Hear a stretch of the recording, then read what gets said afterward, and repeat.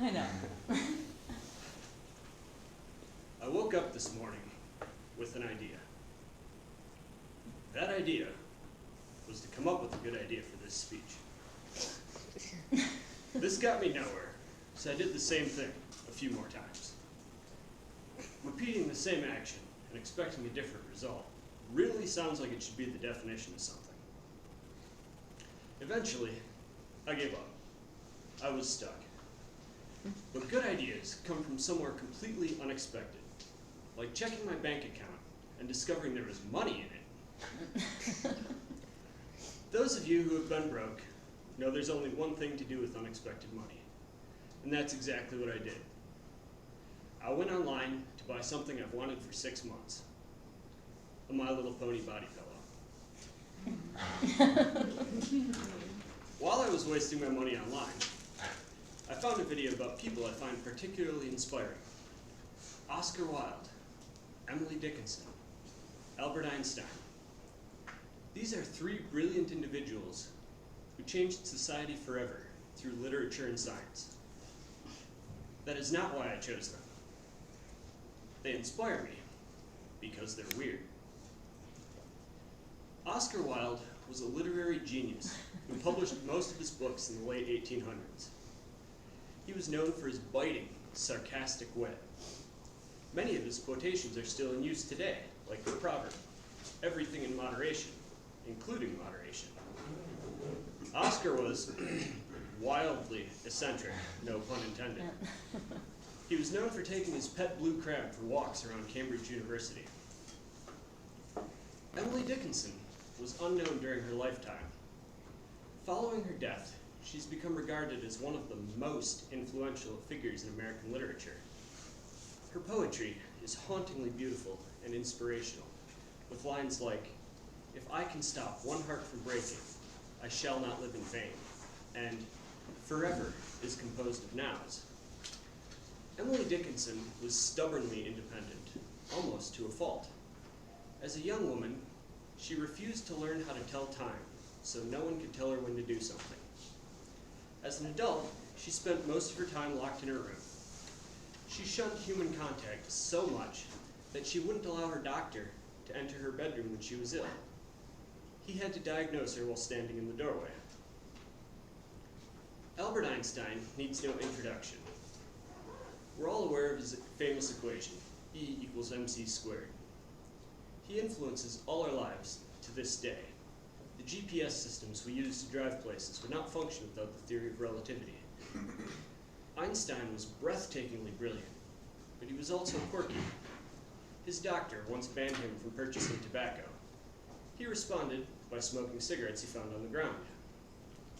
Some of his favorite pastimes were to take his sailboat out on dead calm days for the challenge, and giving his 8-year-old nephew lectures on quantum physics.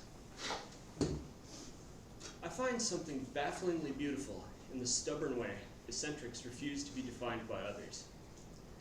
I grew up in a cult.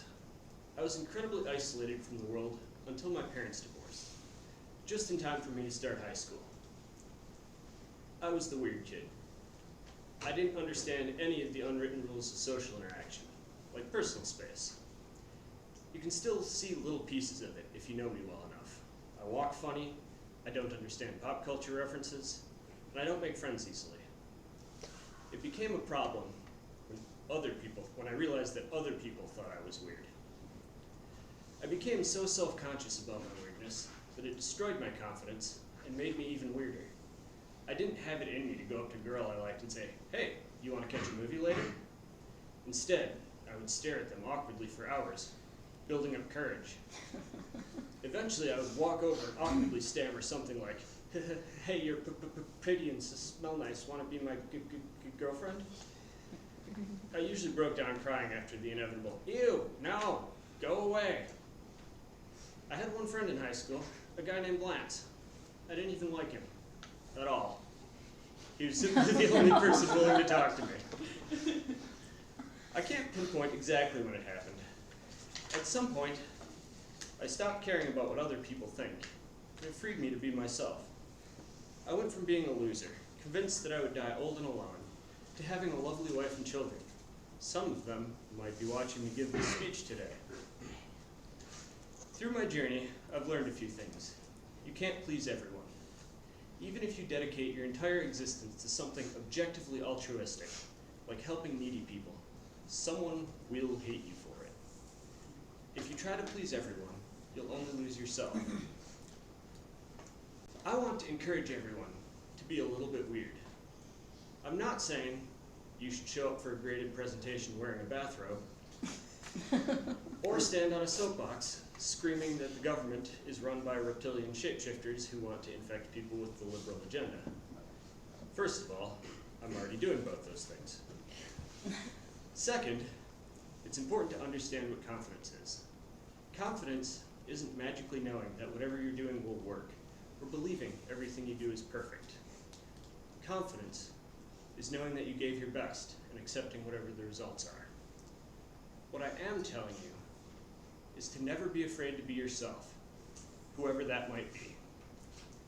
People you pass in the grocery store, or while you're going to your next class, are preoccupied with their own thoughts. They aren't paying attention to you at all. Worrying about what random people think isn't worth the effort.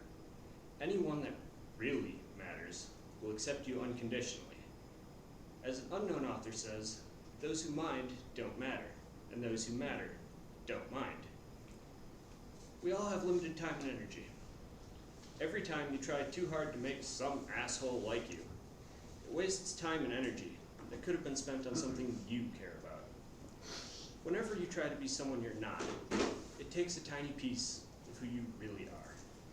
Don't let anyone define you or put you in a box. You're the only person who can decide who you should and shouldn't be. As Oscar Wilde said, be yourself. Everyone else is taken. Thank you.